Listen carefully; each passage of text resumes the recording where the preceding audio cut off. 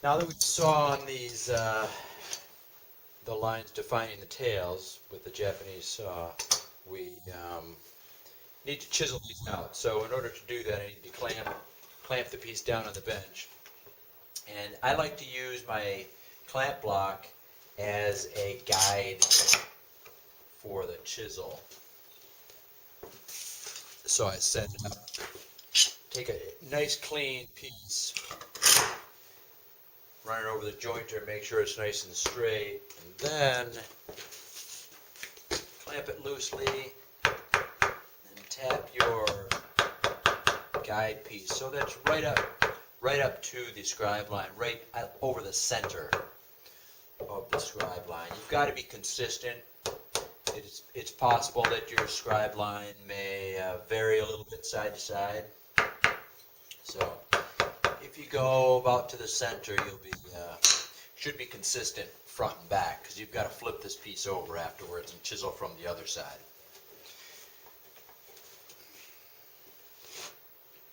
First thing we need to do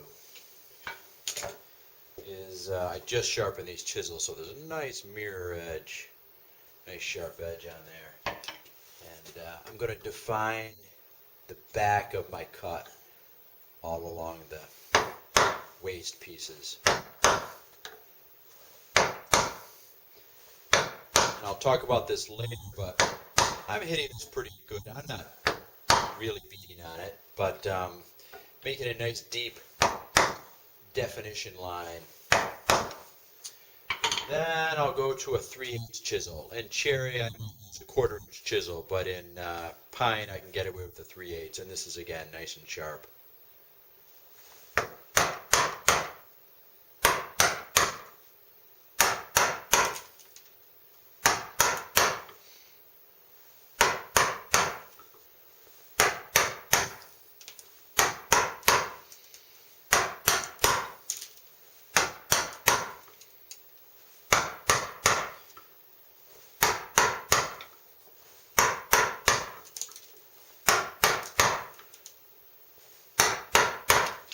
I just had dirt coming off the back of the chisel. I just sharpened these.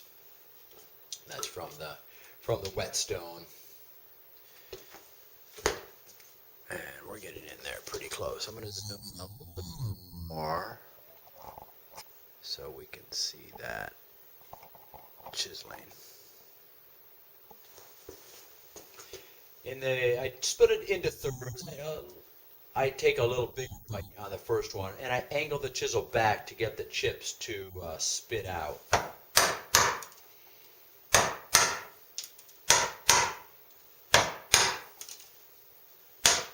want to leave the least for last.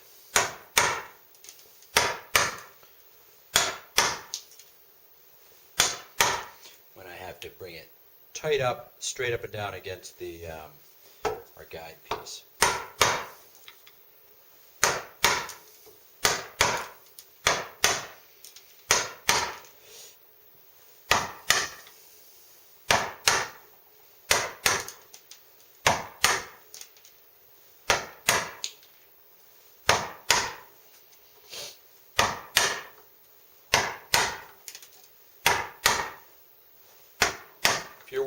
When you're working cherry, or even with these pieces will fly, so it's a good idea to have some eye protection. I wear glasses, and glasses are probably good enough for this, but especially, well, that one just hit me in the face. When you're working with the cherry on the drawer front, the chips really do fly. The harder wood really snaps and pops out. I'll find these chips across the room.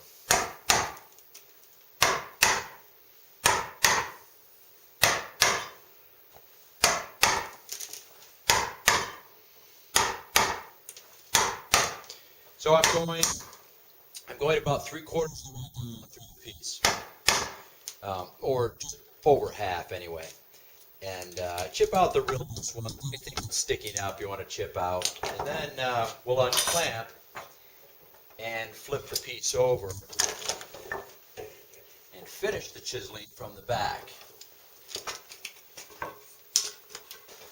flip it over. Make sure nothing is underneath it because you'll damage your piece. Clamp it back the same way. Tap.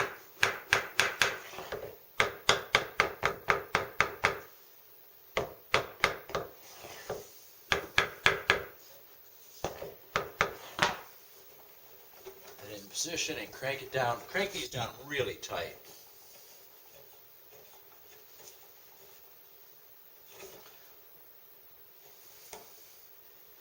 I like to use cherry for this piece. Poplar would work.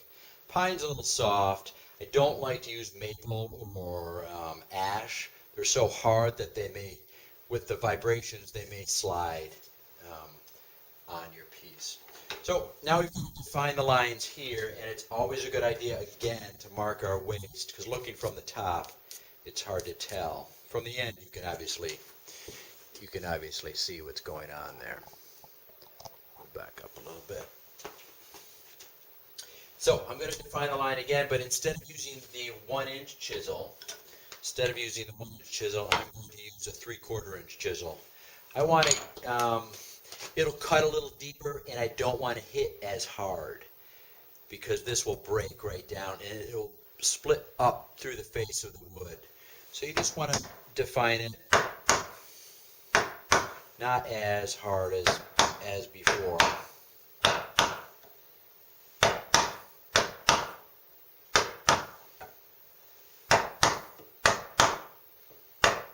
You always define everything in case your piece was to move, which will happen to you when you're beginning.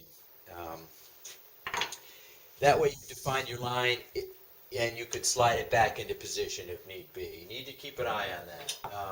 Now before I used a 3/8-inch chisel, I want to use a smaller chisel. There goes my guide. I'm going to use a 1/4-inch chisel because I want to cut through this with the least amount of tearing. And I'm going to start out at the ends of each spot and then move across.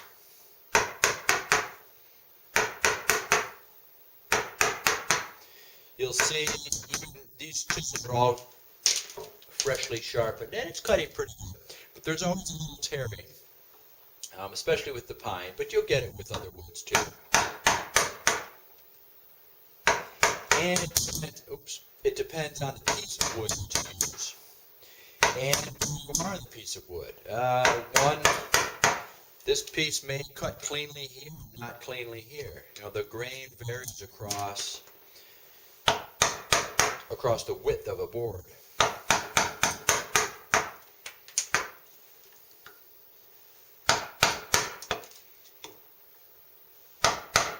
You know, are you hitting vertical grain or flat grain?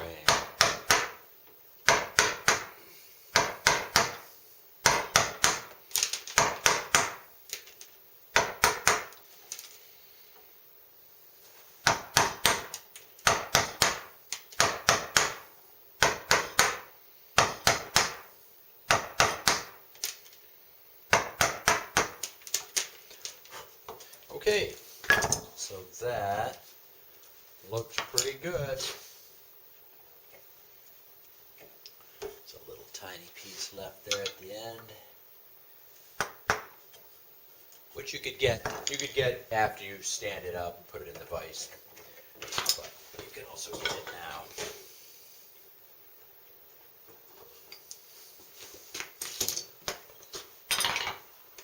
So now I take away my guide piece, get rid of any little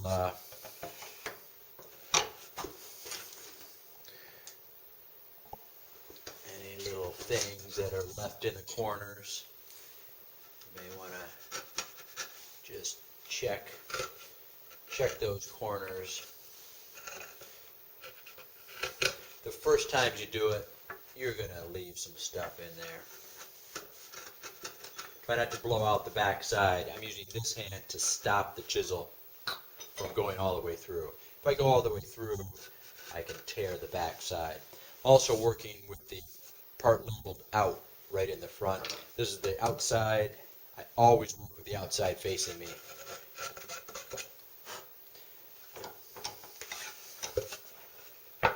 Now we're going to trace these onto this is the side of the drawer. We need to trace it onto the back piece.